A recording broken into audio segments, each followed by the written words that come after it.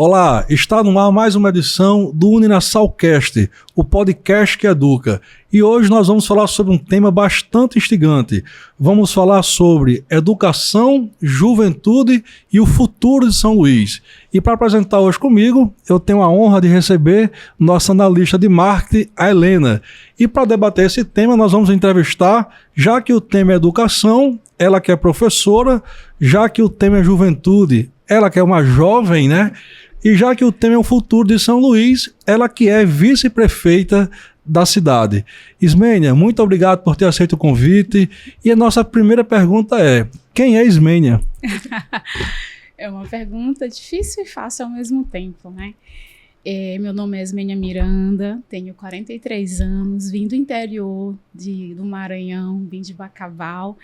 Cheguei aqui em São Luís com 19 anos para começar a faculdade, me formei em História, em Geografia, me casei, vou fazer inclusive amanhã 16 anos de casada. Bacana! Tenho uma filha de nome Sofia, de 12 anos, e fui policial militar, passei no concurso da polícia em 2007, atuei na polícia durante 15 anos. Desses 15 anos, 10 anos foram como professora lá no Colégio Militar Tiradentes, na educação básica, com crianças do fundamental maior e também do ensino médio. E nesses entrecaminhos da vida, hoje eu estou vice-prefeita de São Luís, já no segundo mandato, junto com o nosso prefeito Eduardo Braz. Que bacana, Ismênia, uma história bem motivadora, né? Olhando um pouco da sua história, nós conversamos aqui um pouco antes do podcast entrar no ar. E a primeira palavra do nosso tema hoje, Ismênia, eu acho que é uma palavra que ele traduz muito bem, né? E que eu acredito que tenha sido seu grande instrumento de mobilidade social, de ascensão profissional, que é a educação. E você é uma pessoa, Ismênia, que tem muita propriedade para falar sobre educação, pela sua trajetória como estudante, né? Por ter tido aí 10 anos como professora. A Helena foi sua aluna, fala muito bem sobre você, né? E também o seu olhar hoje de gestora pública, que você também é. E por ter sido policial também, sim, militar, você sabe o quanto que a falta da educação é caro para o indivíduo e para a sociedade, né? Sim. Então, hoje, num cenário geral, a estudante Ismênia se encontrando com a professora Ismênia, se encontrando com a policial Ismênia, e se encontrando também com a vice-prefeita Ismênia, juntando todos esses olhares, né? Como é que você enxerga esse tema educação, Ismênia? Eu sou muito grata, Josival, muito grata, assim, pela educação ter sido, para mim, o meu meio de transformação, né? Eu nasci na década de 80, então até 1990 e poucos a gente ainda tem uma educação que está sendo transformada. A nossa LDB ela é muito recente. Isso. Eu ainda peguei estudos sociais antes de geografia e história, educação moral e cívica, tudo isso daí que tu deve lembrar, né? Pois é. Então a gente tinha assim uma educação que ela era deficiente.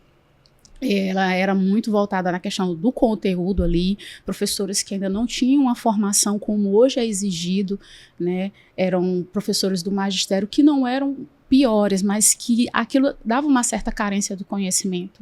E eu não cheguei a estudar em escola pública, eu estudava em escolas comunitárias, sei, né? Então, assim, não foi aquela escola que era a top da cidade e tal. Aos poucos eu consegui, já no ensino médio, consegui pegar os 2 últimos anos numa escola um pouquinho melhor.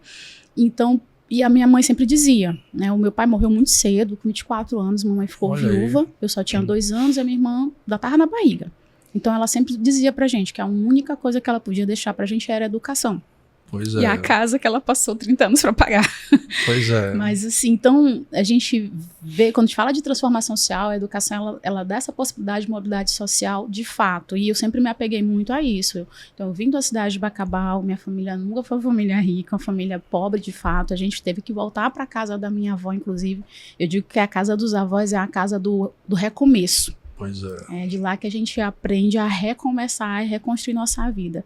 Então essa perspectiva, ela sempre foi muito eficaz para mim. Essa demonstração da minha mãe de dizer que a educação era a única forma de melhorar a vida, de mudar de vida. E ela sempre demonstrava isso como uma mulher que sempre trabalhou fora de casa, né, para sustentar a família. Então eu via na minha formação isso. Só que aí quando eu fui prestar o vestibular, a gente ainda era muito afetado por essas ideologias mais conservadoras e mais elitistas. Então, todo mundo queria ser doutor. Fulano queria ser doutor médico, doutor advogado, doutor engenheiro. E a gente foi, assim, fazer, né, os cursos meio que de qualquer jeito. Ainda faltava muito isso que hoje eu vejo, que as escolas se preocupam mais de tal do projeto de vida, que é algo muito novo. Com certeza. Né, de mesmo. Pensar e gente já ir orientando o jovem, às vezes até a criança, porque a minha menina faz projeto de vida, acho que desde os 4 anos de idade na escola. Né, para que já consiga ali observar o mundo de forma mais ampla, ser resiliente, foi algo que eu aprendi muito a ser resiliente no meu caminhar. Então, eu fiz o curso de História. Não passei desses cursos, aí eu digo, não, mas também não vou ficar sem fazer a universidade, não. Eu vou entrar, que é algo que a Helena deve lembrar, que eu falava muito em sala de aula, que eu disse, olha, não perca a oportunidade, entre na universidade.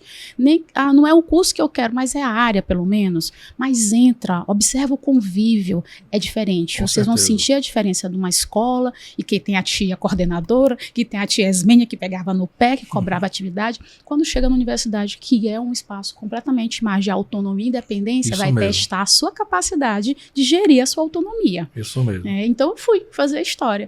Meu sonho era ser professora. Gente, no Brasil, eu acho que poucas crianças vão dizer que tem sonho de ser professora.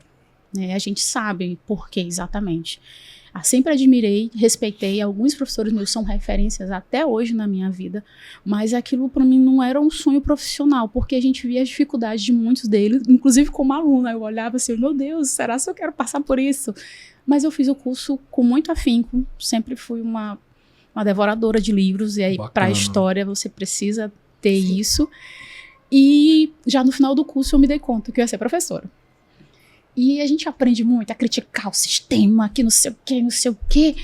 E aos poucos a gente percebe que fazemos parte desse sistema e que a mudança também depende da gente. E isso não é romantizar jamais a profissão de professor, mas ela é essencial. Inclusive, Josivan e Helena, a pandemia veio para quebrar vários discursos que falavam do fim da profissão. Se percebeu a essencialidade do professor ali, no dia a dia, na conversa, no olho no olho. Com certeza. Então, assim, eu passei, minha primeira oportunidade de emprego, inclusive, foi um seletivo da Secretaria de Cultura. Eu trabalhava como guia no museu. Aí de lá eu fiz o concurso. Na época eu já estava formando, não apareceu concurso para a área da educação de história, né, especificamente. Abri um concurso e aí tinha 2, 3 vagas, eu não me achei que conseguiria passar para 3 vagas. Mas eu quero minha independência financeira, eu já conseguia ter ali o meu dinheirinho como guia, mas eu queria muito ter minha independência financeira. Aí eu fiz o concurso da polícia. Que também, assim como o curso de História na época, meu Deus, eu vou ser policial. Nunca tinha pensado nisso, né? Inclusive, na época, minha mãe ficou, assim, muito chocada. Ela disse, mas, meu Deus, porque é aquele sonho da mãe. Ela disse, não desmerecendo de forma alguma a profissão militar, mas disse, na época não era nem preciso curso universitário. E então ela ficou, assim, preocupada também pela questão da violência, porque o agente de segurança, ele está envolvido diariamente na violência, não é um agente de violência, mas faz parte de um sistema de violência também. Então eu fiz o concurso, mas sempre dizendo, mãe, eu sei quem eu sou, eu sei quais os meus objetivos, eu estou me formando para ser professora, eu vou ser professora, mas tu vai ser policial. Eu digo, vai ser, eu vou ser professora, na hora certa. E a coincidência foi tão boa, né, que o ano que eu entrei na polícia foi o ano que foi criado o Colégio Militar. Eu não fui logo pro colégio, eu tirei minha experiência, sim, de viatura, de quartel, eu tive minhas experiências mesmo da atividade policial militar. E aí, 5 anos depois, eu fui pro colégio. Então, eu costumo dizer sobre resiliência, que às vezes a gente traça um objetivo e planeja um caminho. Às vezes não é aquele caminho, e aí vai esse poder da resiliência. Mas o meu objetivo eu consegui, que foi dar aula. E dei aula numa escola que tem uma estrutura invejável, que não deveria ser invejável, que deveria ser para todos, né? Devia ser o padrão, seria a referência. Eu sempre disse que o Colégio Militar me ofereceu a oportunidade de eu poder ser professora sem ter que me preocupar com outras coisas. Eu queria ser professora, não só repassando meu conhecimento, provocando os meus alunos, construindo com eles conhecimento, porque a gente que é professor também aprende muito no dia a dia. E a escola me propiciou isso, né? Então, eu fui muito feliz durante esses 10 anos de ter participado da vida desses meninos e meninas, que eu ainda chamo de meninos e meninas, apesar de alguns já estarem com quase 30. Mas a gente se sente participando de algo muito maior. E a educação, ela é algo maior e não depende só de uma pessoa. Ela não depende só do estudante, ela não depende só do professor, da família, que é algo que a gente está sempre tentando cobrar. Com certeza. Né, essa participação familiar. A gente chama de comunidade escolar. Você tem uma comunidade escolar que é responsável quando algo sai errado. Com certeza. Exato. Com certeza. Ismael, você tocou num ponto que foi a questão do papel do professor na pandemia, né? Que ficou agora, o professor continua tendo a mesma relevância, não tendo, e se mostrou que sim, talvez ainda mais, né? E aí eu queria só falar um pouco do papel do professor. O professor é só alguém que transmite conhecimento, que passa conhecimento. Isso a inteligência artificial faz, a internet faz, mas você tem professores, e aí talvez seja ali o grande diferencial, né, de vários professores. O professor é alguém que motiva, que inspira, né? Quantas vezes você, principalmente em faculdades, você já se deparou com situações de questionar se vai, se não vai, se vale, se não vale a pena. E ao olhar para um professor, a analisar a história do professor, a aula do professor, aquilo lhe motiva de um jeito que nenhuma inteligência artificial é capaz de inspirar. Então, assim, eu acho que tanto a pandemia como as novas tecnologias tem, na verdade, amplificado, né, a relevância e o papel do professor. Não é um mero transmissor de conhecimentos. Não é alguém que estuda e repassa, mas é alguém que inspira, né? É alguém que tem o poder de tocar almas. Isso a IA não vai fazer. Eu tenho um professor, professor Bernardo. Eu fazia, naquela época, a 7ª série. Hoje seria o 8º ano. O professor Bernardo foi meu professor de matemática.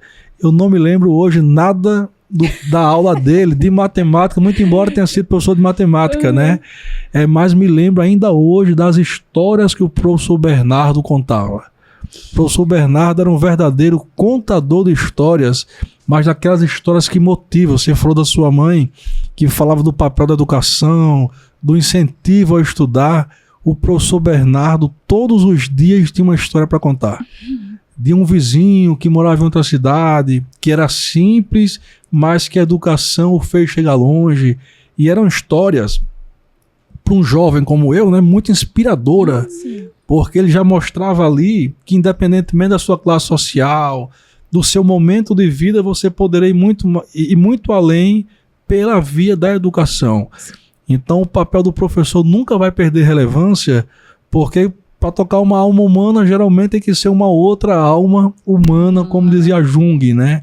Então, com certeza, as novas tecnologias, ainda no tema educação, as novas tecnologias, a pandemia, trouxe outras formas das pessoas adquirirem conhecimento, mas reforçou um papel que é único e exclusivamente do professor, que é esse ser que inspira, esse ser que motiva, esse ser que direciona para muito além do sistema. Que todo mundo quer ser médico, advogado, engenheiros, e nada contra essas profissões, né? São profissões nobres demais. Mas por que todo mundo tem uma inclinação natural por isso? Será que é uma vocação natural ou envolve outros contextos econômicos que as pessoas são, de uma certa forma, induzidas para aquilo, mesmo que aquilo custe a sua própria felicidade, o seu próprio sentido, né? Então, na hora que o verdadeiro professor ele consegue abrir essas janelas e lhe fazer enxergar muito além, né? Olha, a partir disso que você aprende, você pode escolher um mundo aí de possibilidades que, independentemente do dinheiro, né, do reconhecimento social que isso tenha, isso faça sentido para você. E esse é o maior salário que um ser humano pode ter, é o salário de ter uma vida com propósito, com sentido, feliz e realizado com aquilo que faz, né?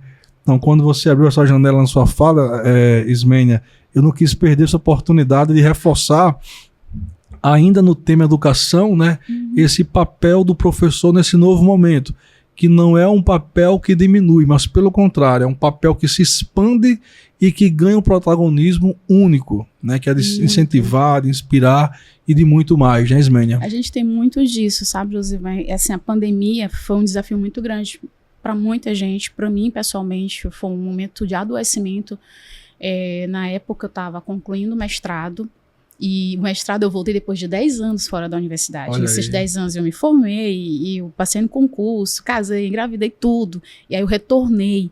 Tanto que quando eu voltei, eu era a mais velha da equipe, com 38 anos, 37, eu era a tiazona da faculdade, gente, olha só. E eu voltei, assim, muito medrosa, né, que eu digo, meu Deus, esses meninos tudo novinho aí, chegando com um monte de teoria já fresquinho. Eu fiquei 10 anos dando aula, não que eu não estivesse estudando, mas é outro ritmo de estudo. Com certeza. E na época o que me levou a ter mais ênfase em fazer o mestrado foi justamente porque eu fui para a prova, acho que era a segunda ou era a terceira vez que eu tentava o mestrado, e eu já estava bem desanimada, mas eu consegui passar em primeiro lugar nesse ano, e aqui dali, e eu me lembro muito, Helena, quando foi o culto ecumênico da tua formatura, como tu falou da tua mãe que estava fazendo doutorado. Eu ia falar sobre isso. Então essas histórias, elas são inspiradoras. O professor que me inspirou foi o professor de história do ensino médio. Ele era formado, ele era advogado e gostava de dar aula de história por fora, digamos assim. E aí a escola contratava ele, foi uma maior inspiração, né? E esse momento da pandemia, eu estava na situação de professora, de aluna, eu estava com mais de quase 300 alunos online pelo colégio. Foi desafiador ter que lidar com essa tecnologia. Eu aprendi a gravar vídeo, aprendi a gravar minhas aulas, meus vídeos, eu aprendi a editar tudo só no celular, sem aplicativo de nada, só vendo um ou outro tutorial. Alguns professores juntavam em reunião para ajudar os colegas, e eu estava alfabetizando minha menina de 6 anos. Meu Deus, gente, que desafiador. Muito. Tinha momento que meu celular chegava a notificação e eu ficava tão desesperada que eu não sabia se era o meu orientador, se era a tia Silvia, minha coordenadora, ou se era a sua filha, ou era a supervisora da escola, sabe? Assim, muito desafiador, mas trouxe tudo isso que tu falaste em relação ao papel do professor ali nessas relações interpessoais, porque hoje a educação, e por isso que a gente tem chamado e expandido esse nome de educador, ela é muito mais do que, ela sempre foi muito mais do que o repasse de conhecimento. A gente superou essa fase, né? Hoje é observar os nossos alunos, e que não é tarefa fácil para quem tem jornada dupla, tripla, de observar e já poder apontar alguma situação que está te chamando a atenção em específico, e que muitos deles, às vezes, têm na escola esse momento. Muitos alunos também adoeceram por não ter o contato diário da ambientação escolar. Não é só do conhecimento, do aprender. Dia a dia, né? Exatamente. O aprender, ele vai para além do conteúdo, né? Você está aprendendo, inclusive, resolver suas situações, e que hoje é algo que é muito cobrado no mercado de trabalho. O seu comportamento emocional, como você consegue lidar com o trabalho em equipe, com frustração. Com certeza. Sim, né? Eu vi uma piada um dia desse que eu achei interessante, mas ela é muito instigante. Era o pessoal falando que agora vai dar um cubo vermelho. Em vez do cubo mágico colorido, vai dar vermelho, porque nunca tem problema de errar. Sempre vai dar certo. Porque cada vez mais a gente está tendo crianças e alguns jovens que têm dificuldade de receber um não. Pois é. E quem consegue ter o seu desenvolvimento socioemocional em relação às frustrações, em relação à percepção de um contexto que ele é mais amplo, e em ser resiliente de acordo com as situações que lhes são colocadas, tem mais chances de conseguir ocupação no mercado, né? De ter ali o seu currículo mais bem visto, porque hoje, para além de capacitação profissional, esses critérios também são apontados. Com certeza. E aí entra, Ismênia, uma outra inteligência, Helena, que hoje é muito debatida, que é a inteligência emocional, né? Isso. Nós falamos muito, essas duas palavras que nós falamos muito hoje, até um tempo atrás não se falava com a mesma ênfase que se fala hoje. Você precisa ser alguém que domine tecnologias, mas que também tenha suas emoções reguladas, não é isso, Helena? É isso mesmo. Eu estava lembrando da professora, e ela falou sobre o projeto de vida, que entra nessa parte de inteligência emocional, professor. Porque minha mãe é professora da rede do Estado, né, na Margarida Pires Leal, lá na Alemanha. Também é professora da UFMA e da UEMA, até conversei com o professor. E ela tem muitos alunos do projeto de vida. né? E ela fala, nossa, meus alunos, eles têm que dar um jeito, porque eu tô ali mais do que uma só professora. E aí eu lembro que quando eu entrei no colégio militar, ainda era lá no começo da Vila Palmeira, perto do Detran. E a professora, eu lembro, eu entrei na 5ª série, professora, uma loucura pra entrar nesse colégio. Mas eu consegui. Essa dificuldade. Ainda era 5ª série. Hoje eu voltei lá acho que mês passado, agora eles falam 8º ano, mas é a 7ª série. Não, mas é 8º ano, mas é 7ª série. Porque mudou tudo. Da LDB. E aí, eu lembro que chegou uma época que a professora chegou na escola, e eu lembro da reunião que a gente teve ontem, que o senhor falou, se a gente não estudar pra prova dela, a gente não passa. Os alunos já falavam isso da professora Ismênia. Eu falei, meu Deus, ela vai ser minha professora. Como é que eu vou passar na prova dela, gente? E minha mãe é professora de geografia. E aí, eu fiquei assim, não, eu tenho que passar na prova de Ismênia. E aí, eu lembro que a gente foi estudar junto. Na 8ª série, né, professora? Acho que foi na 8ª série. Indo ali pro ensino médio. E aí, a gente tinha mudado já de escola. A gente já peguei essa alteração do Colégio Militar Tiradentes. E ali eu via que quando ela fala sobre a gente já querer estar inserida no meio da educação, é porque a professora falava. Às vezes, assim, no começo da aula, a professora Ismênia, ela falava, vocês têm que estudar. Independentemente daquilo que vocês querem na vida de vocês. O importante é vocês estarem na educação. E quando uma mãe já é da educação, ela já fala, a única coisa que eu posso te deixar aqui hoje é a educação, é o estudo. Não tem pra onde a gente ir para um outro futuro, quando a gente vai falar aqui de futuro de São Luís da educação. A gente tem que entregar isso pros nossos, pra gente levar pros nossos também lá na frente. E aí, sempre que a professora entrava, ela entrava toda de militar, né? A saia, tudo bonitinha. Eu falei, gente, essa menina é tão bonita. E aí padrãozinho. Eu ficava padrãozinho, e ela dava a aula e copiava no quadro. A gente ia copiar, ela não suportava conversa, tinha que ser certinho, porque ela se preocupava com a gente. Tinha outros professores que davam ali, não desmerecendo professor nenhum, cada um tem sua metodologia, mas que deixava o aluno mais solto, né? Mas ela deixava o aluno mais... Vocês vão ter que assistir a aula. E se passar, não vai passar na prova. O professor tinha que estudar muito. E aí ela falava sobre, a gente conversou antes sobre o que estava acontecendo hoje, né? E ela falou assim, será que a Helena vai lembrar do que eu falei pra ela? Ela falou assim, lembrei, professora, porque realmente tá acontecendo aquilo que a senhora já tinha mastigado pra gente lá na 8ª série, né? E já nessa perspectiva que a gente tá falando de educação, né? Sobre campos de futuro, projeto de vida, quero fazer uma pergunta muito interessante para nossa professora e vice-prefeita, da sua visão, né? De que formas parcerias com instituições de ensino, como, por exemplo, a Uninasal, contribui para ampliar o impacto das políticas educacionais no município? Qual é a sua visão sobre isso? A gente costuma dizer que a gente não consegue fazer nada sozinho. Isso. Sim, inclusive, o nosso prefeito, ele sempre traz essa fala nos seus discursos diariamente. E, de fato, né, o poder público não consegue sozinho, a iniciativa privada não consegue sozinho, e a gente tem reforçado muito nossas parcerias com várias instituições, inclusive capacitação. Hoje um programa muito importante que nós temos em parceria com o Sebrae se chama Jovem Empreendedor Primeiros Passos. Nós viemos já de um grupo de mais de 5.000 pessoas, e ele inclusive tem parceria com a Unicef também, que traz a perspectiva do projeto de vida dentro do empreendedorismo, para dentro das escolas, porque não é um conteúdo que faz parte da grade oficial. Sim, né? Educação empreendedora e projeto de vida. Então, a gente coloca como uma parte ali, um anexo e um grupo específico. Lembrando que a nossa rede, ela tem mais de quase 85.000 alunos. É maior que muita cidade. Muita gente. Muita gente, né? Só de alunos nós temos uma cidade dentro de São Luís. E, então, assim, essas parcerias têm se mostrado muito profícuas para a gente. Nós temos uma Agência Municipal de Desenvolvimento Econômico e Social, no qual o Felipe Mussalem está à frente, e ele tem sido o grande link com as instituições nessas parcerias importantes para o empreendedorismo e para a educação de jovens e adultos. Nós temos premiação de Cidade Empreendedora, que é um prêmio do Sebrae, e nós temos, inclusive, as salas do empreendedor, são 4, são 3 físicas e 1 virtual, e boa parte do público-alvo principal são jovens, né? Inclusive, esse projeto específico do Jovem Empreendedor Primeiros Passos, ele foi muito interessante porque a Unicef serviu como a instituição que fez o link do poder público com a comunidade. Em vez de a gente chegar com um pacote de curso já dizendo, olha, vocês vão fazer esse curso assim, assim, assado, houve uma conversação. E ali, eles sugeriram cursos que, inclusive, nem estavam dentro da nossa grade.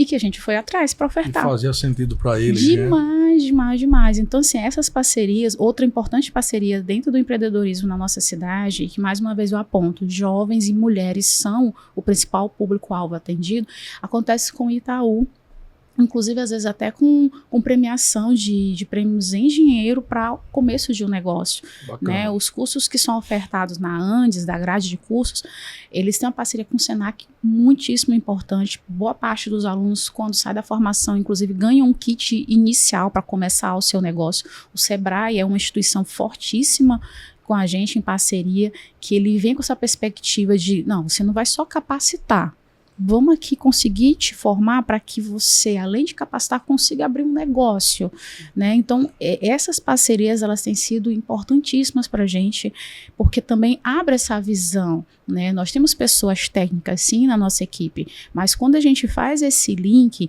você está falando, por exemplo, eu dei o exemplo do Sebrae aqui, que é um serviço que é brasileiro, justamente de apoio a essas pequenas empresas, né? Então, ele tem um corpo técnico muito voltado, ligado às comunidades, porque trabalha com pequeno empreendedor, trabalha com pessoas de periferia, que é algo que a gente fala muito sobre educação de mobilidade social, né? Assim, não é só meritocracia, é um conjunto de fatores. Com certeza. Mas, vou dizer, não sei que se infelizmente, porque em algumas situações tem que ser um esforço descomunal para você conseguir alavancar socialmente, você conseguir ter a sua primeira casa, seu primeiro automóvel, falando de bens materiais, mas para você quebrar o ciclo de pobreza.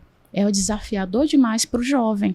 E a gente tem uma perspectiva que ela é ainda muito negativista. São poucos jovens, né, que têm essa visão de que a gente pode mudar a partir daqui.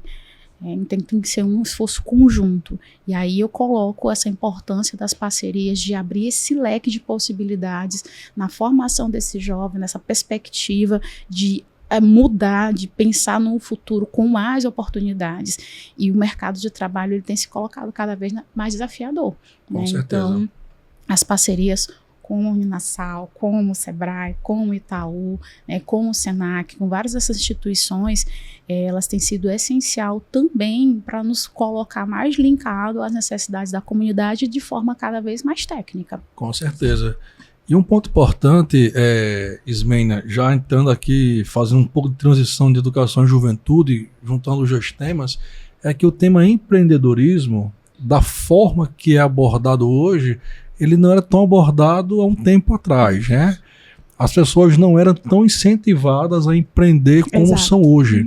Você tem uma formação muito mais voltada para a CLT, né? Para você se formar, conseguir um emprego, né? E entrar no mercado de trabalho. E entrar no mercado de trabalho. Sendo que o empreendedor, muitas pessoas são empreendedores natos. Você vê pessoas que construíram impérios sem ter nenhuma formação, né? Porque aquilo é da pessoa. E o empreendedorismo, Ismênia, é um pilar muito importante do nosso ensino na Uninasal São Luís, né? Nós queremos formar um aluno que tem uma boa empregabilidade, mas que tem o senso e o espírito empreendedor também.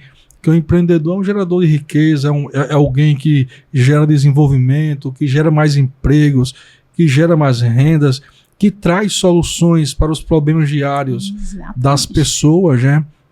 Inclusive, no Uninasal São Luís, nós estamos desenvolvendo um projeto muito interessante. A Helena tem me acompanhado nesse projeto, que é o projeto Protagonize. Exato. Né? Protagonize. Legal. Que é um projeto que vai ter como grande objetivo, né, fazer com que as pessoas possam assumir o protagonismo das suas vidas, tanto pessoal como também profissional, né? Vai ser um projeto que vai ter uma trilha, né, onde cada trilha nós vamos trabalhar um pilar importante para cada indivíduo. Como se fosse a trilha de conhecimento. Isso, né? Isso mesmo. Mas dentro de um projeto de vida. Isso mesmo, Ismênia. E aí cada ponto dessa trilha vai lhe ajudar a ser protagonista em alguma dimensão da sua vida. Vai ter um primeiro momento de autoconhecimento, para se trabalhar a inteligência emocional. Vai ter um momento que nós vamos trabalhar também comunicação, né? Que é um outro ponto.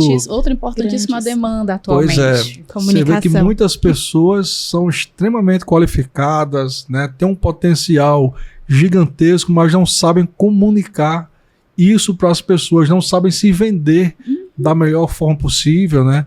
Nós vamos também, Ismênia, trabalhar a questão de redes sociais, que é um outro ponto hoje que muitas pessoas usam para finalidade de entretenimento, mas que podem Tem também um potencial utilizar absurdo. para vendas, para autopromoção, né? E nós estamos fechando esse projeto, né? Porque um dos nossos pilares dentro do grupo Ser Educacional, que é o grupo do qual a Uninasal São Luís faz parte, é ser uma instituição que aprova, que emprega, mas que forma empreendedores também. Ótimo. Né? Que sejam pessoas que possam, a partir daquilo que aprenderam, a partir das experiências que adquiriram durante seu percurso pessoal e universitário, possam gerar riquezas, possam gerar mais oportunidades, possam gerar mais empregos, possam gerar mais renda, né? Então essa questão do empreendedorismo é muito importante. E importante também, Ismênia, lembrar que você pode ter o empreendedorismo empresarial, mas tem o intraempreendedorismo, né?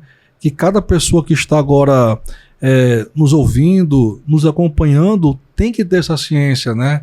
Você ser uma pessoa que luta pelo que acredita, que busca suas soluções, que não está conformado com a vida que tem e quer uma vida melhor. Você é um empreendedor também, né? Sei, inquietude, né? Quando a gente fala desse projeto do Protagonize, a gente também tem um pilar que é a inovação, né? Isso. A gente já trabalha isso, então, dando um exemplo, a gente está trabalhando já o Capacita, que é um projeto que está acontecendo, começou hoje, que são mini cursos que a gente faz nas áreas, de todas as áreas dos nossos cursos, que capacitam, né, os nossos alunos, mesmo em férias, se inscreveram gratuitamente e é aberto ao público para teve alguma demanda, estudar mais, trabalhar mais com aquele professor, e é aberto ao público em geral, porque as pessoas que estão fora também podem entrar dentro da Uninasal, porque a Uninasal está de portas abertas para, né, receber este público e capacitar além dos nossos alunos para além das fronteiras da nossa faculdade.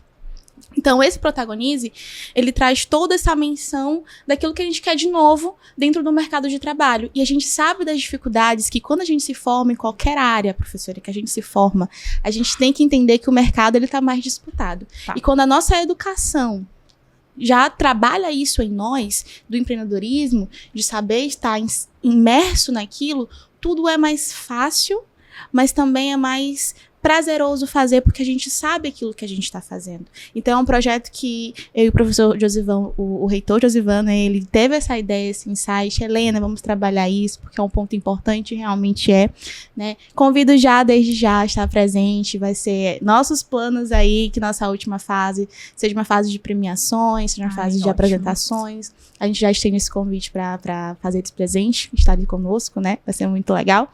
Mas, dito isso, eu queria muito entender também da senhora quais seriam as dificuldades. A gente já falou sobre essa parte, né, de mercado de trabalho, de inovação, das dificuldades que os jovens têm de entrar no mercado de trabalho, mas a sua visão de como é que isso está acontecendo, quais são as maiores dificuldades, sua visão tanto como pessoa gestora pública, né, figura pública, como vice-prefeita, mas também como professora, que também trabalhou ali com o terceiro ano e viu o medo que a gente tinha de entrar no mercado de trabalho, na educação, porque a gente é o futuro de São Luís, né? Então a gente tem que saber lidar com isso. E às vezes a gente não sabe lidar.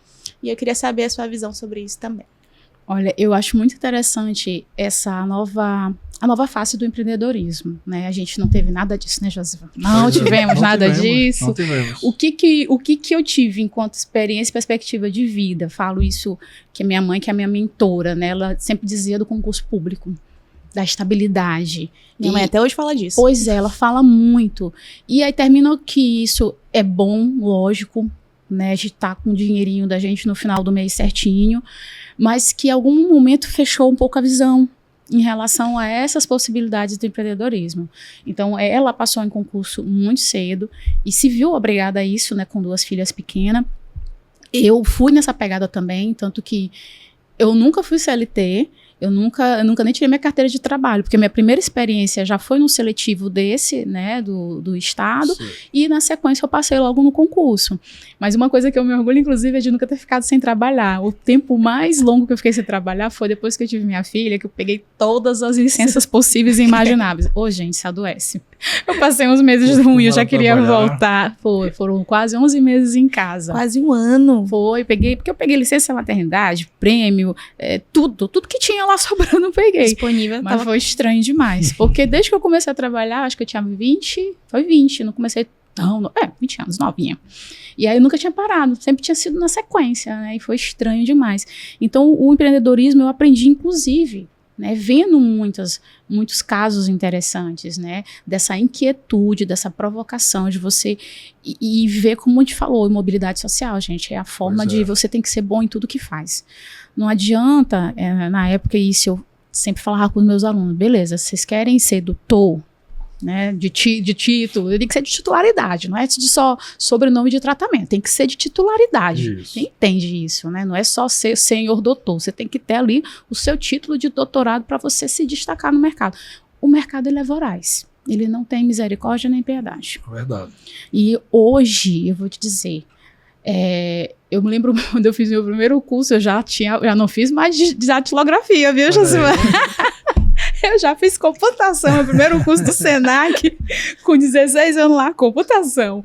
Mas que tem muito curso bom disponíveis. Vocês trouxeram um projeto que é aberto à comunidade, a gente tem muitos cursos bons. Então, assim, essa dica, né, olha, levanta da cadeira. Levanta da cadeira, se tu quiser mudar de vida, ninguém vai pegar pelo teu braço. Ainda mais você e a população que não é nascido em berço esplêndido, que precisa acordar cedo para trabalhar, para poder botar o pão de cada dia em casa. Não dá. A gente não tem o privilégio de estar descansando, não. É verdade. Entendeu? Tem que correr atrás. Isso foi algo que eu aprendi muito vendo a minha mãe, né, os esforços contínuos ali, e nisso eu me espelhei muito. Eu não consigo, inclusive, pensar diferente disso, né? É uma forma de você ter uma vida melhor, com mais dignidade, de ter a sensação de conquista. Então, não adianta ficar só em casa, sentado. Vai reclamar, vai, porque faz parte. A gente tem que botar pra fora mesmo. Tem que falar às vezes, mas, assim, corre atrás. E eu sempre digo isso, não é coisa de dizer, meu Deus, tá ficando velho, tá repetindo os ditados da avó. Mas não, gente, hoje existe um leque muito maior de capacitações, de cursos, e que você tem que se apropriar. Com certeza. Tem que se apropriar, você tem que ser melhor em tudo. Vai ser engenheiro? Tem que ser o melhor engenheiro. Verdade. Vai ser médico? Tem que ser o melhor médico. Vai ser professor? Seja o melhor professor. Ninguém é insubstituível. E essa voracidade do mercado, que é do capitalismo, a gente vivencia isso no nosso dia a dia, ela demonstra isso pra gente, ela é cruel de fato. Então a nossa saída é estudar e se capacitar. Tem um dado da Fundação Getúlio Vargas que diz que quem tem um diploma de nível superior tem 144% a mais de chance de ter um emprego melhor do que quem não tem. Né?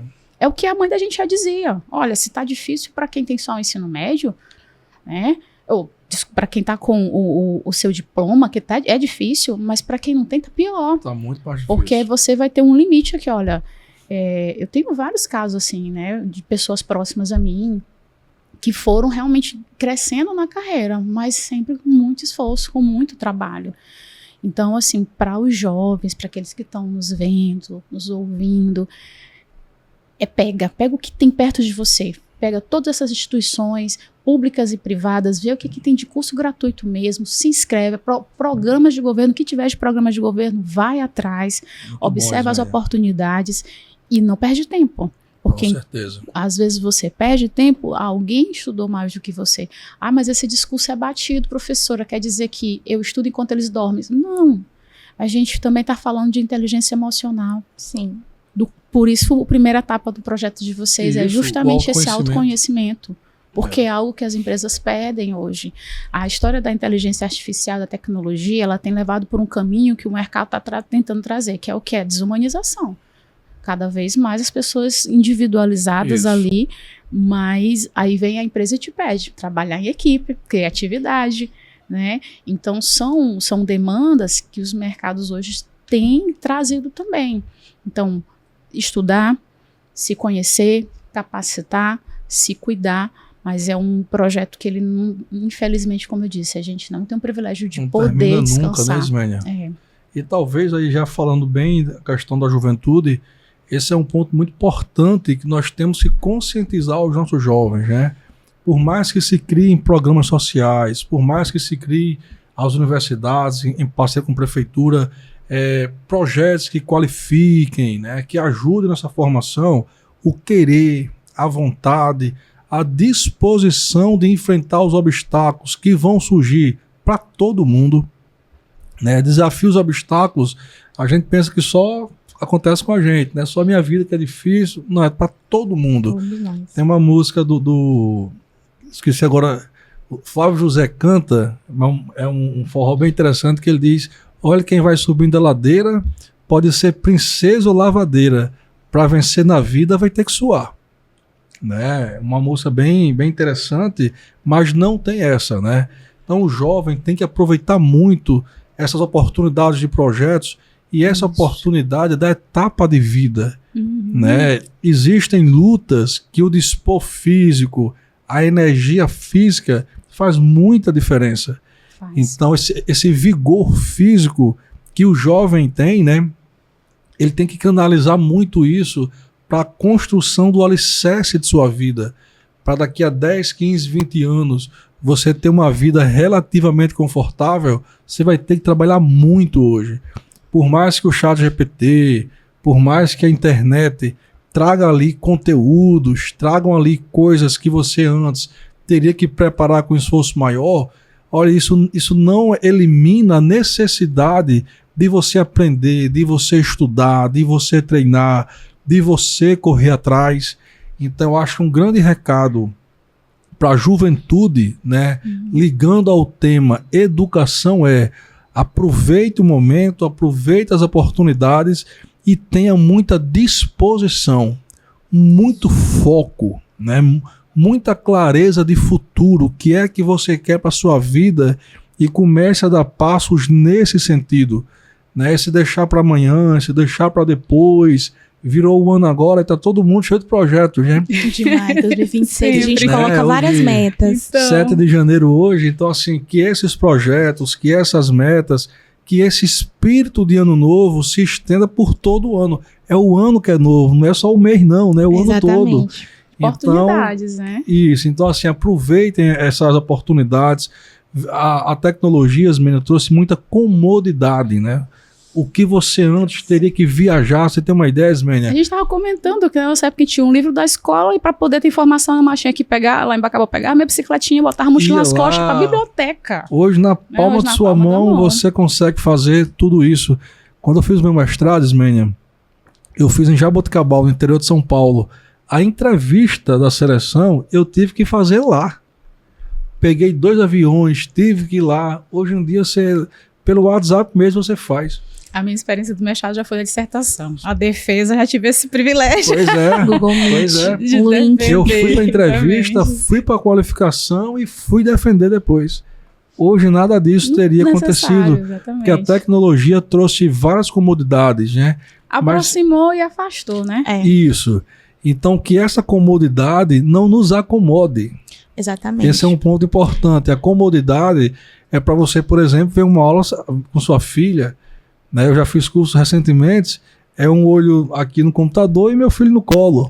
Gente. Então eu consigo fazer as duas coisas, já consigo, sendo pai, também ser estudante.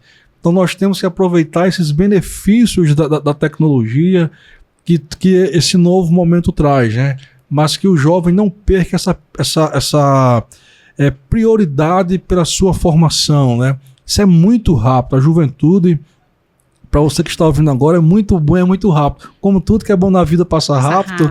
A juventude é uma dessas coisas. Então, eu ainda acrescento assim, hoje você tem eu acredito que quando eu formei, né, 20 e poucos anos atrás, a gente tinha uma perspectiva muito pequena de áreas de trabalho, muito limitada, na verdade.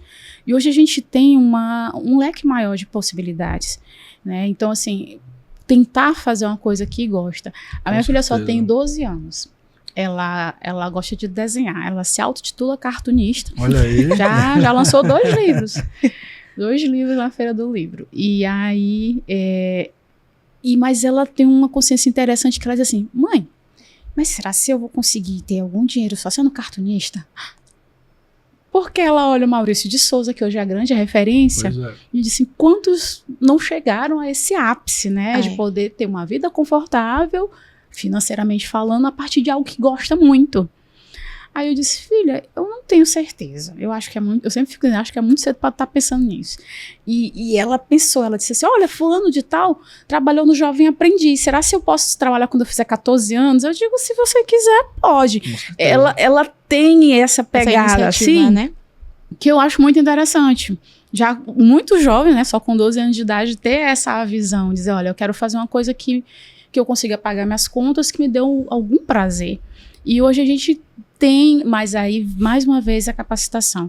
A gente tem vagas de emprego no país que não são preenchidas por falta de mão de obra especializada. Olha aí. Né? Então, é de pensar novas possibilidades. Quais desses cursos estão abertos? Pessoas que aproveitaram programas interessantes aí, começaram, né? Por exemplo, falando de comunicação, eu não sei se, na época que eu dava aula, já faz 6, 7 anos, se ela viesse falar um negócio desse comigo, eu olhar pra ela assim, tem certeza? Pois é. Mas hoje, a gente tá aqui falando, é algo que eu, inclusive, chamo muita atenção. Eu digo, gente, cadê a comunicação de vocês? Quando eu tô com alguma empresa assim, que eu digo, vocês têm um trabalho lindo desses e não comunica. Já dizia velho Chacrinha, que não comunica, se trumbica. Meu Deus, hoje a rede social, ela é um grande espelho, ela faz mais propaganda do que tu na tua loja, lá num bairro distante. Você, com a rede social, você consegue apresentar o seu serviço, o seu produto e atingir pessoas, assim, muito além do teu espaço ali territorial, né? Então, a gente tem uma diversidade maior de profissões, de fato, mas precisa estar preparado para tudo. Com certeza. Eu quero fazer alguma coisa que eu gosto. O que tu gosta? Como é que tá o mercado disso que tu gosta? Em que tu tem que te informar, te capacitar para conseguir se destacar nisso aí que tu gosta. É isso. Com certeza. Né? Por mais que a gente não vá viver à base de pagar boleto, que a gente precisa ter felicidade na nossa vida, mas a gente precisa ser bom no que faz. Com certeza. Aquilo que gosta. Eu gosto disso. Para mim, assim, as pessoas mais sortudas do mundo são aquelas que fazem e ganham dinheiro com o que gosta. Exatamente. Já dizia o filósofo que quem faz o que gosta não trabalha um dia sequer na vida. Né? Só se realiza. Seria até uma pergunta que eu ia fazer para a senhora agora. Eu creio que a senhora já deu algumas chamadas de as oportunidades, né, que a prefeitura, tanto o governo tem de cursos, de oportunidades educacionais, mas para deixar aqui registrado, para quem está nos assistindo, nossos queridos jovens, adultos e todas as idades, quais são as iniciativas, os programas que hoje tanto o governo quanto a prefeitura tem de capacitação para ir já dar um Google, pesquisar rede social, está falando de rede social, só colocar aí o nome para que a gente já consiga entrar e fazer parte de ter esses cursos. Eu já até citei, né? Essa agência, ela foi criada na gestão do nosso prefeito, que sempre foi muito entusiasta do empreendedorismo. Então, ela não existia antes de 2021.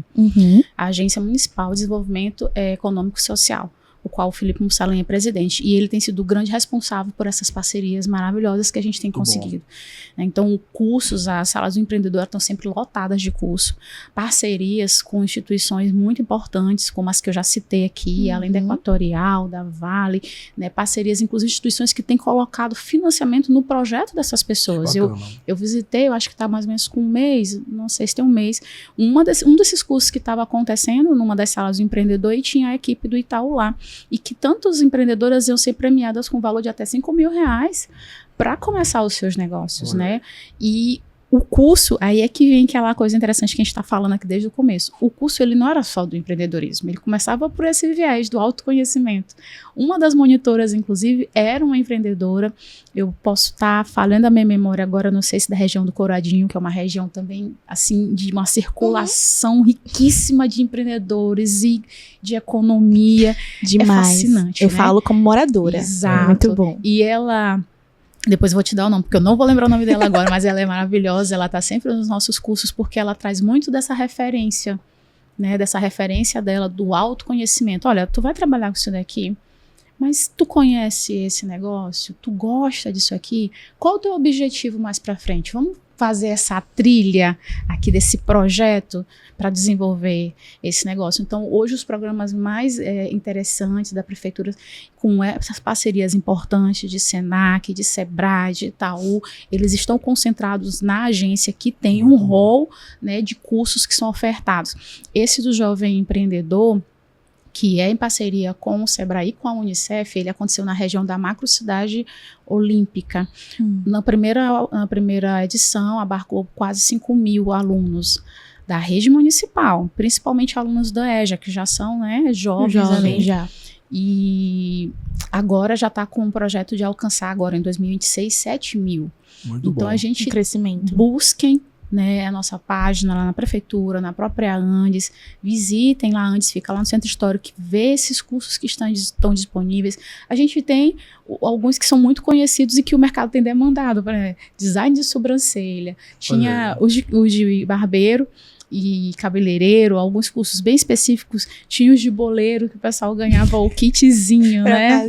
Exatamente, as peças específicas, que são parcerias com a iniciativa privada, que fazem a doação de alguns kits para aquele aluno, ele já começar o negócio dele.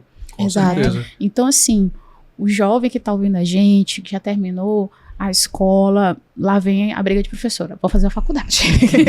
bora. Não é fácil trabalhar, estudar, eu digo que eu também já passei por isso, trabalhar, estudar, de fato, é cansativo, mas eu digo para vocês como experiência própria, eu não via outra possibilidade para eu conseguir mudar a minha vida, né? Então, assim, gente, eu contar esse segredo para vocês, essa parte engraçada da minha vida. Quando eu passei na polícia, eu já tinha concluído o curso de história e ainda estava ali continuando geografia. Tava bem difícil, porque eu nessa época eu pegava 10 ônibus todo dia. Olha aí. Gente, nossa. É porque eu morava no Quatraque. Aí pra ir pro quartel, eu pegava 2. Não, o de formação era na BR. Aí eu pegava 2. Aí, para voltar para casa, eu pegava mais 2. Já foram 4. Para ir para OEMA, que não tinha essa história do bilhete único, olha só como a gente tem melhorado. Eu pegava 3 para ir para o EMA. Eu saía do Quatraque, pegava o BR, depois o EMA, porque o EMA não entrava no terminal de integração da Quadra. Agora... E aí, nisso no total, todo dia eram 10 ônibus. Literalmente, gente, 10 eu acordava acho que 4 da manhã, ia dormir por volta da meia-noite. Era um negócio assim, foi muito cansativo. Deus sabe ali do meu coração, e que momentos que eu olhava pro céu e dizia, eu não vou desistir. Pois é. E essa loucura dos ônibus, do cansaço, fez eu ligar pra minha mãe e dizer, mamãe, manda minha motinha. Ela, tu tem certeza que tu vai andar de moto em São Luís? Eu digo, eu vou, porque eu tô muito cansada. Eu digo, eu escolho os 10 ônibus todo dia, eu vou de moto e economizo algumas horas a mais de sono e de estudo. Pois é. E aí ela, com o coração de mãe na mão, ela mandou, na oportunidade que teve, ela mandou um carro, veio um carro e trouxe a moto. E eu passei a andar de moto nessa cidade. Melhorou muito, né, Ismênia? O medo era daquele jeito, né? Porque o trânsito na nossa cidade também é. E aí o medo era muito grande. E eu consegui realmente ter umas horas a mais de sono, horas a mais de estudo. Uma qualidade de Mas, sono, gente, e aí quando eu falo pra você assim, não é fácil. Eu não mesmo, tô falando né? porque eu li, eu tô falando porque a gente passa por essas situações e se apega. E aí uma bobagemzinha, eu tava lá no centro de formação, naquele sol escaldante ali na testa, eu olhava pro céu e digo, eu vou comprar minha geladeira. A gente pensa no vai futuro. Ser o primeiro eletrodoméstico que eu vou comprar vai ser minha geladeira. Assim, são artimanhas que a gente vai tomando no dia a dia para manter o foco, a motivação, a fé, a motivação, né? Então, assim, eu não gosto de romantizar, eu sempre falo disso, eu não gosto de romantizar. Eu vejo várias situações que eu digo, aqui, infelizmente, tu vai ter que ter um esforço maior para poder fazer, porque senão tu vai continuar nesse ciclo e não vai se romper. Exato. E aí é cansativo, é frustrante, você olha para trás depois e nem sabe o que conseguiu, né? O tempo que perdeu da sua vida. Os jovens que estão ainda beirando os 20 anos, eles ainda têm essa oportunidade, inclusive, erra. Não tem problema não, a gente aprende muito com erro também. Muito mesmo.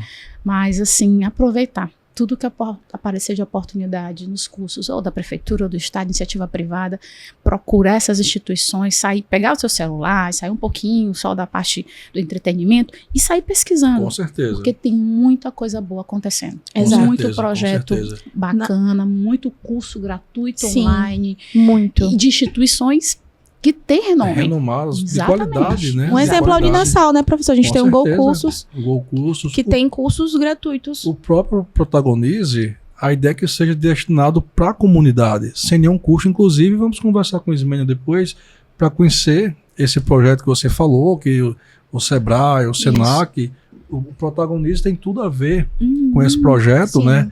E está à disposição. A Ismênia falou que alguns cursos são bem procurados lá.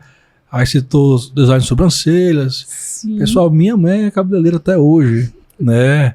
Minha esposa também, ela faz sobrancelha também, tem um espaço. E assim, são cursos muito interessantes, né? Tem uma demanda, assim, diária.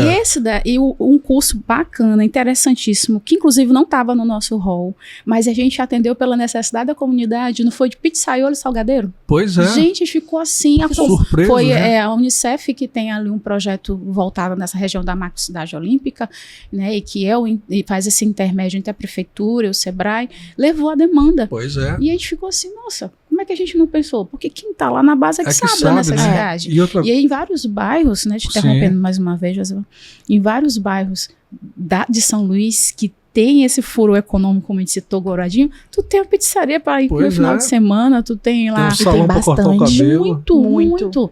Essa observação de mercado. É tipo, eu não vou perder o meu tempo em algo que ninguém mais quer. Ninguém mais quer, estava obsoleto, né? Exatamente. Salão... Salão, assim, a gente sempre observa, os índices, observa hoje os institutos que fazem os estudos, e essa questão do setor de beleza, de cosméticos, ele está sempre alta, cresce muito, né? E outra coisa, Ismênia, que favorece muito a quem está começando, é que são negócios que o investimento inicial é baixo. Você design de sobrancelha, você compra ali umas 2 pinças, você compra uma tesourinha, uma cera, tá pronto. Tem ali uma cadeira ou uma maca para deitar a pessoa, então assim... dá para começar a ganhar dinheiro, a empreender sem ser rico, né? E outra coisa importante, Ismênia, já que nós estamos falando para a juventude, para empreendedores, é ter a consciência que ninguém começa grande. Às vezes você passa em frente a um salão bonito, tudo de última geração, aí você, como é que eu vou começar só com uma pinça? Não, esses salões... geralmente foram empreendedores que tinham talento, começaram pequeno, foram ganhando uma clientela, foram crescendo e chegaram onde chegaram. A natureza não dá saltos. Tudo tem um processo, né? Então, assim, esses cursos, por mais populares que sejam, eles são cursos que têm mercado e que têm uma grande oportunidade de crescimento, né? Você pode começar com investimento inicial muito pequeno e ir ganhando escala. Minha mãe, por exemplo, ajudou muito meu pai com um salão de beleza. Começou lá em casa com uma tesoura, começou literalmente com uma tesoura e com um pente. Pegou uma mesa que tinha uma cadeira da mesa da cozinha, colocou ali, o pessoal começou a gostar do corte, foi aumentando, precisou comprar outra coisa. Hoje, depois de 20, 30 anos, tem um salão dela, em casa mesmo, tem a clientela dela. E o mais importante, um trabalho que ela gosta de fazer, que traz utilidade, que dá dignidade.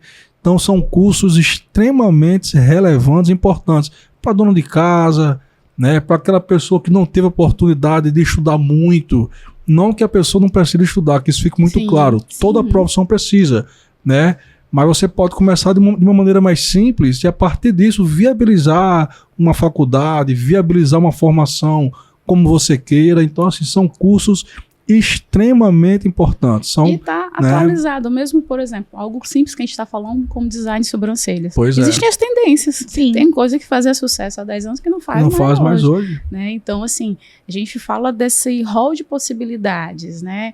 E aí também fala dos cursos um pouco mais complexos, mas que encontra-se muito hoje Isso. ofertados aí em instituições públicas e privadas, fazendo Pois é. projetos importantes, interessantes como esse que vocês estão Exato. fazendo Eu hoje. conheço pessoas que começaram a fazer sobrancelha, cortar cabelo, fazer limpeza de pele, que fizeram fisioterapia, ou fizeram outros cursos e tal. E Igual meu começaram- pai. Meu pai é um exemplo disso. Meu pai, ele era garçom na Litorânea, num bar, e ele ajudava, né, as meninas da cozinha.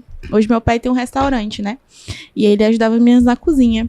E aí ele viu aquilo e decidiu empreender. Meu pai só tem o ensino médio. Pois é. Na época, meu pai não teve. Não é porque ele não teve oportunidade, que ele já teve que trabalhar mesmo por conta Muito da cedo. labuta dele, né?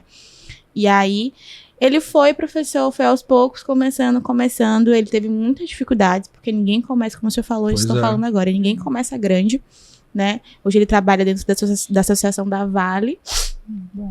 com um restaurante, e ele fala assim, eu comecei pequena aqui, não tenho ensino superior, mas eu tenho aqui chão de Pois vida é. aqui, carreira de empreendedorismo, de levar mesmo na mesa do cliente lá, a água, a comida, tudo certo, e hoje eu consigo estar aqui sentado, vendo pessoas trabalhando pra Isso mim aí. dentro do meu restaurante. Muito bom. E aí ele é bom Pois cozinheiro, é. viu, gente? Olha, tá fazendo propaganda Pois aí, é, viu? tem um aluno nosso de medicina que ele é cabeleireiro e está fazendo medicina para fazer implante capilar.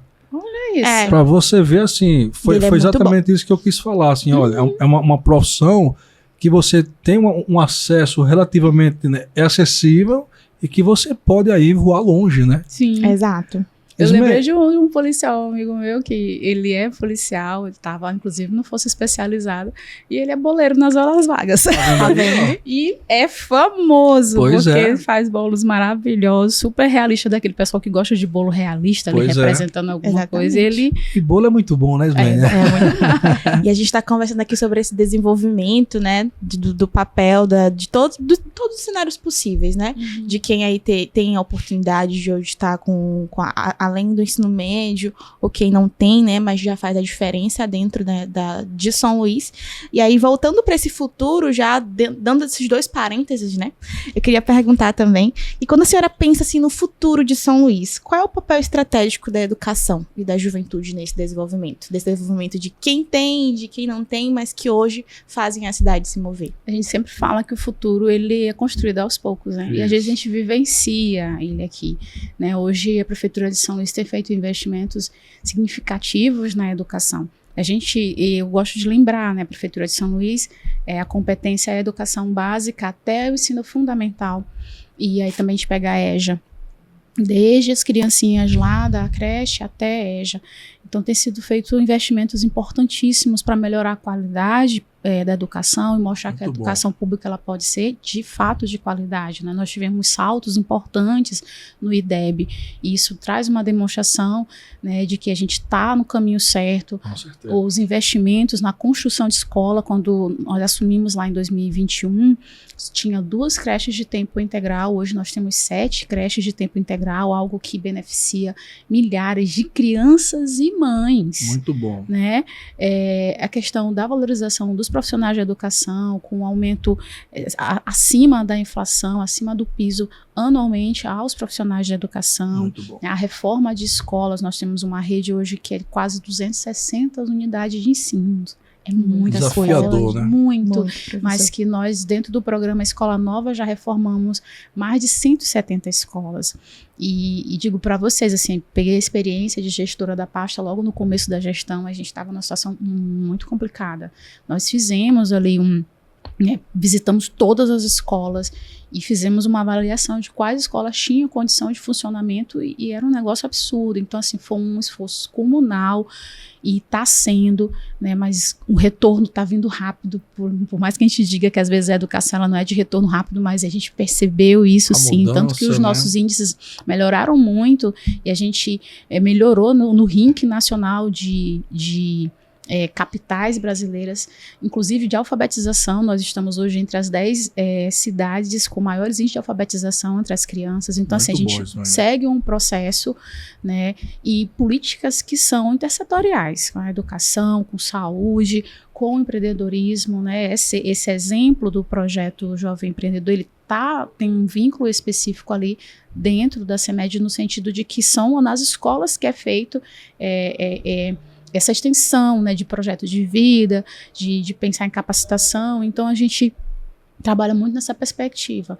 E a questão de pensar o futuro, ele é algo que ele é geral, né? Eu vi recente uma pesquisa dizendo que os nossos jovens, eles são um pouquinho pessimistas, que poucos veem o futuro com empolgação.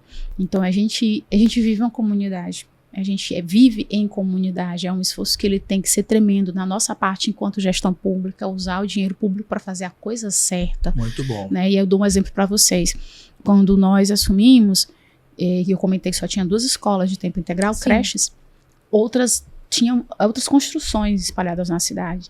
E aí o prefeito foi ao ministério, fez uma pactuação para poder completar a obra, terminar a obra com dinheiro e recursos próprios da prefeitura, né? Então a gente tem avançado nesse sentido, um futuro que ele se faz agora, né, de pensar numa cidade melhor, com melhores índices de alfabetização. A gente pensou em educação como um viés de transformação, é mobilidade social, é diminuir a criminalidade, né?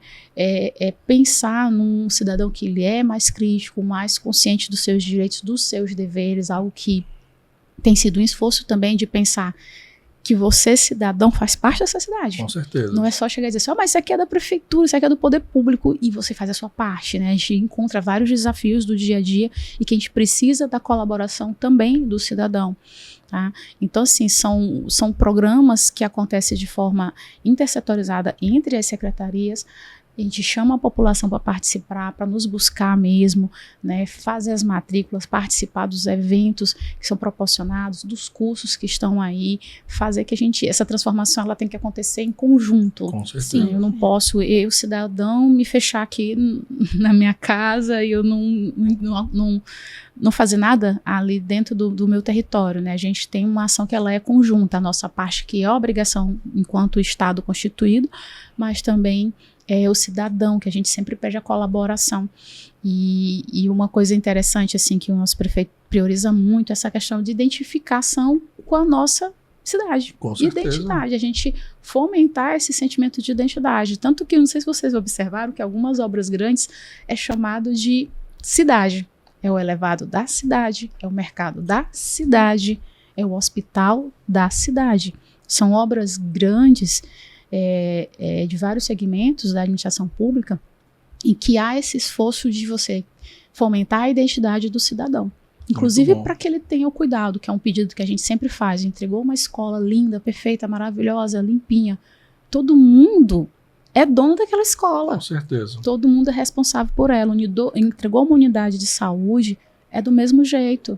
Entreguei uma via asfaltada, iluminada, com a limpeza do lixo a cada 3 vezes por semana, a responsabilidade é de todo mundo, né? Então é algo que a gente tem ali fomentado para que haja essa identificação. Olha, nós somos cidade de São Luís, nós somos cidadão dessa cidade, nós fazemos parte desse poder público também, né? Dessa comunidade. Então a gente apresenta essas possibilidades a partir das nossas escolas, da nossa educação, que tem cada vez mais recebido investimento, e desses outros segmentos da administração pública que estão ali em parceria. Muito bom. Esse final de semana, Ismênia, eu assisti uma entrevista com o presidente da Quest, Felipe alguma coisa o nome dele, eu vou esquecer agora o nome, e ele está lançando um livro chamado Brasil no Espelho. Né? A Quest é uma empresa de pesquisa que faz várias análises, e ele faz literalmente o retrato do Brasil atual, né?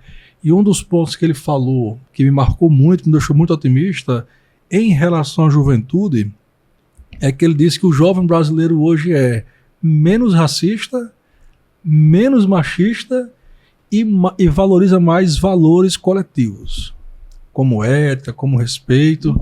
Então, isso é fruto da educação. Sim. Né? Isso não é um processo, a pessoa não nasceu assim. A pessoa está em um ambiente. Hoje a bandeira, inclusive o Nassau São Luís tem isso muito forte, que combate o feminicídio é muito grande. Sim. Hoje a tolerância ao racismo tem que ser 0. Né? Hoje a questão de priorizar valores éticos, morais, coletivos também é uma coisa que nós não abrimos mãos.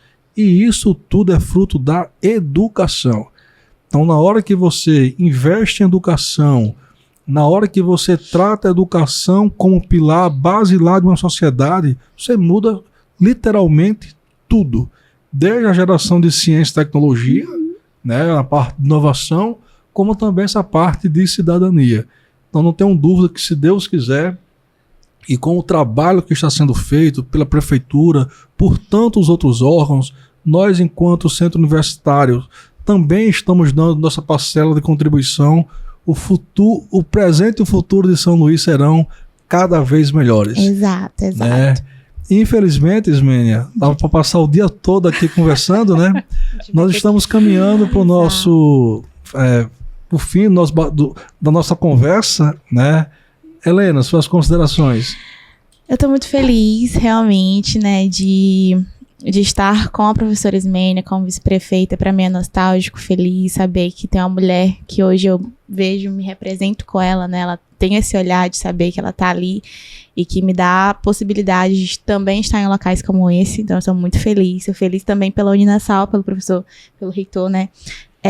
Dar essa oportunidade da faculdade, ter essa possibilidade de conversa e ter essa troca, né, de estar aqui, tanto para nós como colaboradores, mas também como alunos, né. Ele, como professor, ele entende esse papel e luta bastante por isso, para a gente ter essa possibilidade de conversa também.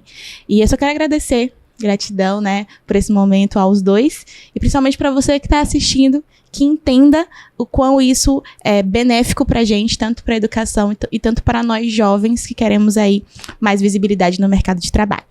Muito bom, Helena. Ismênia, gostaria que... Muito obrigado pela participação, pela conversa, por compartilhar a sua história conosco, né? Isso é bom, que conhece um pouco mais a figura pública que você humaniza mais, né?